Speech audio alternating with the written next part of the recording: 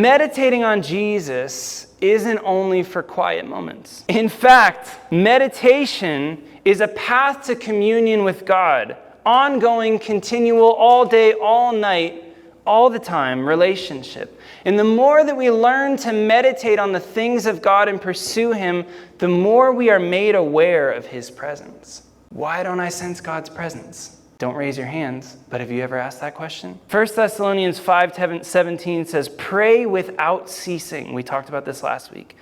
We stay in prayer because we stay in conversation with God. A.W. Tozer said, God Himself is here waiting our response to His presence. This eternal world will come alive to us the moment that we reckon upon its reality. The presence of God is more real than you and I in this room. We were birthed and made from His presence. Did you know that God existed before us?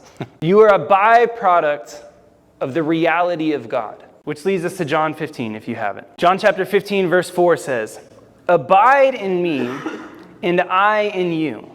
As the branch cannot bear fruit of itself unless it abides in the vine, so neither can you unless you abide in me. Now, for context, this is being spoken to the disciples before Jesus was crucified, and He's telling them to abide in Him and that He will abide in them. Meaning that we must actually make the choice to abide. Abiding doesn't just happen to us. We have to choose to abide in Him. The word abide means to remain, to dwell, to continue, or to endure. In other words, to stay. We think of stay as just not moving, but to stay takes intentionality. To remain, to dwell, to endure. Abide is actually an action word. It's a verb. Abiding isn't a momentary act. It is an ongoing process.